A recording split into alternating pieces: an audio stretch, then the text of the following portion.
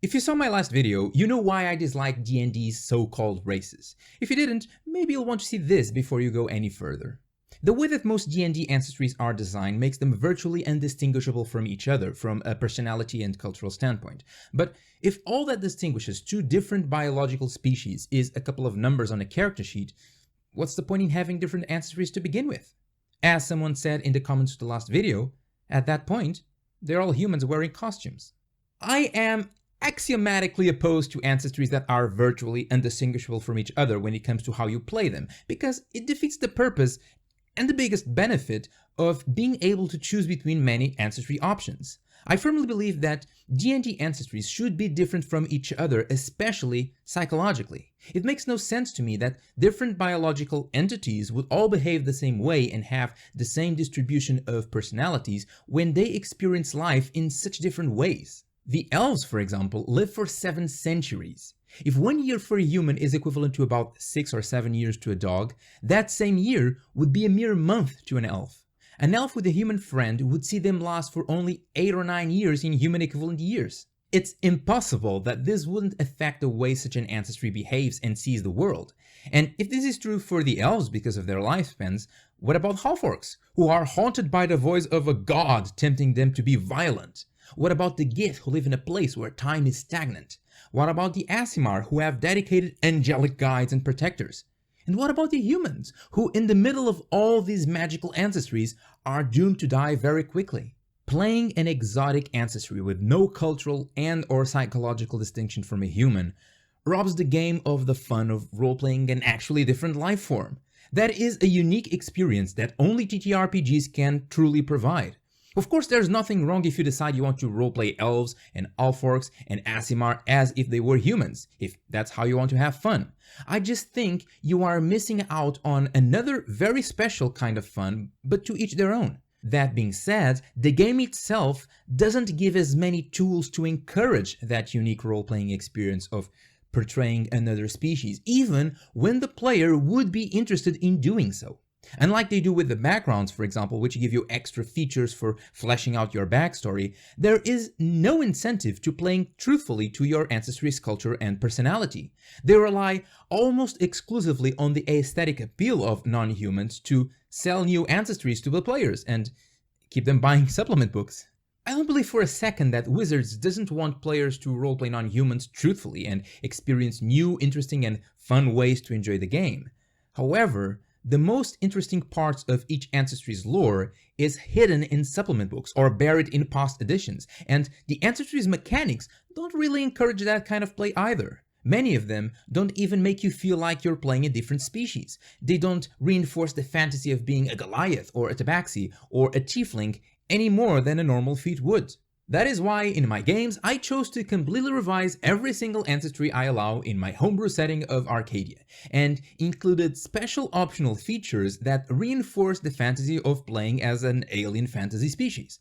Their effects are either minimal or optional so that people who want to play an exception to the rule of that ancestry are not penalized. Instead, they serve to reinforce the fantasy of playing as an elf or an orc or a dwarf or even as a human. I call them narrative-driven ancestries, and that's what I wanted to share with you today. Not only my version of them, which you can download for free from the DM's Guild, link down below in the Underdark, but also how I made them so you can design your own version that is more adapted to the specific lore of your world's ancestries. It's quite simple.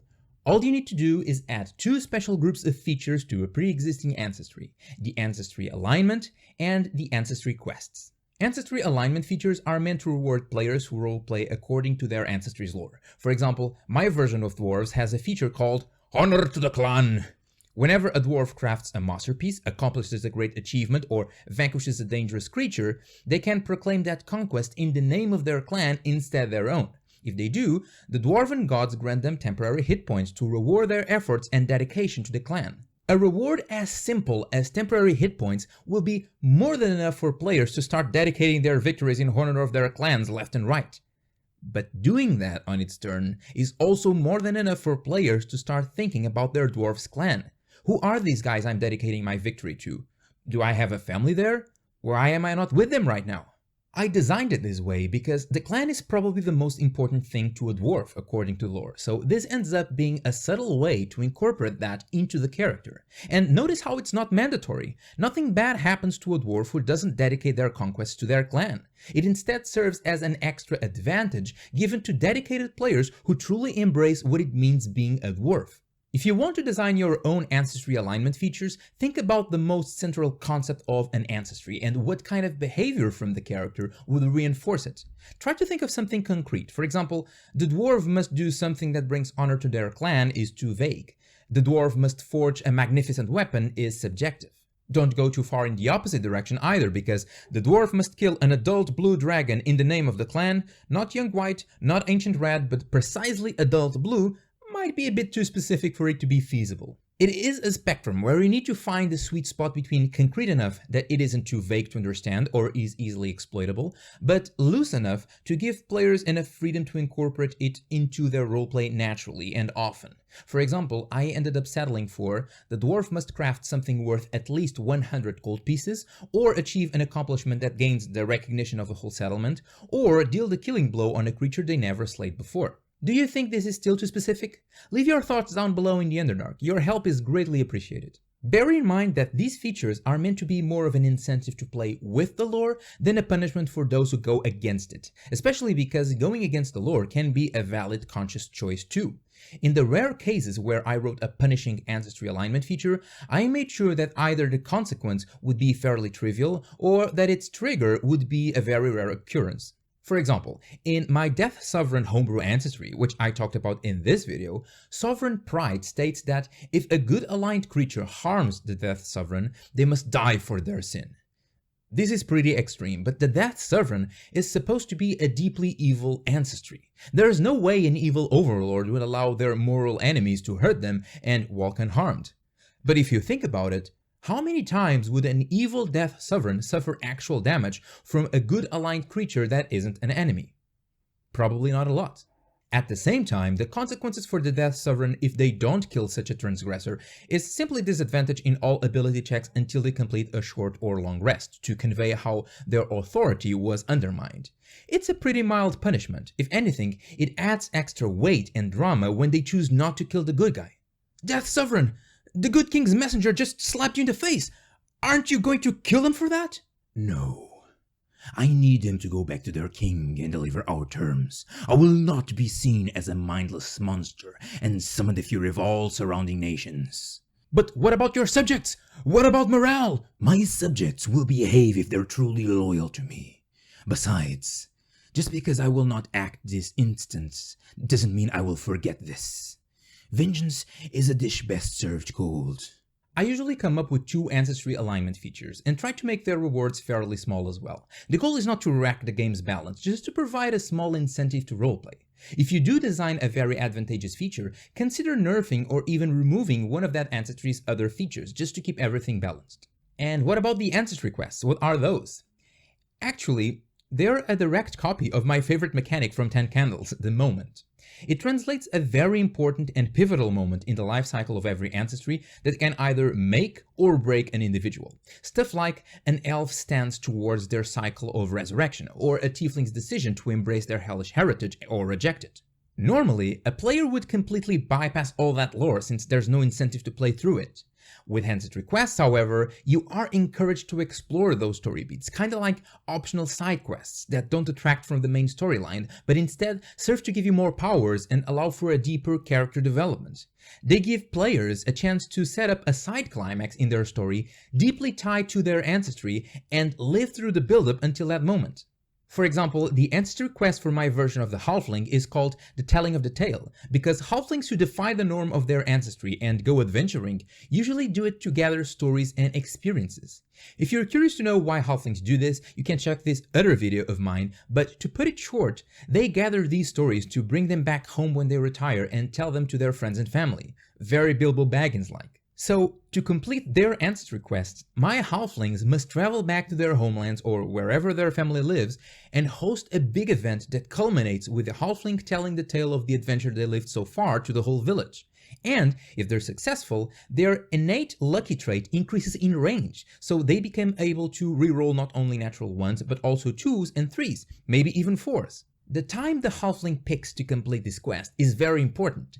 If they host their storytelling at levels 6 to 10, they become able to reroll 1s and 2s, but if they wait until levels 11 through 15, they'll be able to reroll 3s as well.